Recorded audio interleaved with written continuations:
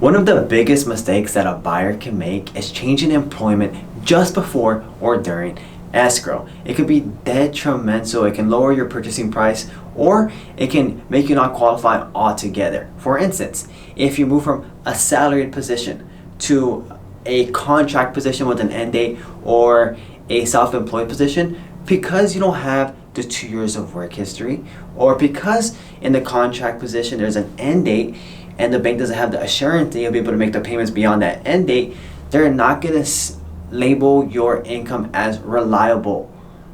If you move from a salaried position to a commission-based position, that's also not going to provide you the 2 years of work history that you're going to be able to utilize for your commissions. For instance, if you make $50,000 a year and you also make an additional $50,000 a year in commission, right? And you have the 2 years of work history to back it up, well, then they average that in to your pre-qualification amount for your income. But if you just move into the position and you haven't made any of that commission yet, they can't average that in yet because it's not reliable. They haven't seen it yet. So they can only base it off of your $50,000 that you're currently salaried to make.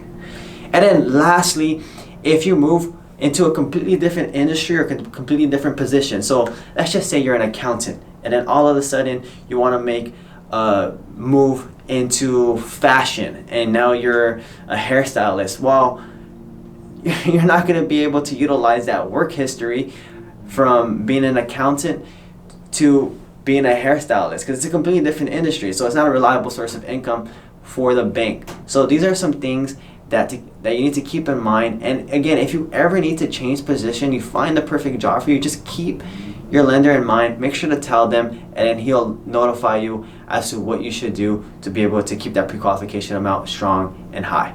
Again, this is Anthony with the Levanos Group. I want to wish you all the best. If you have any questions, just let us know.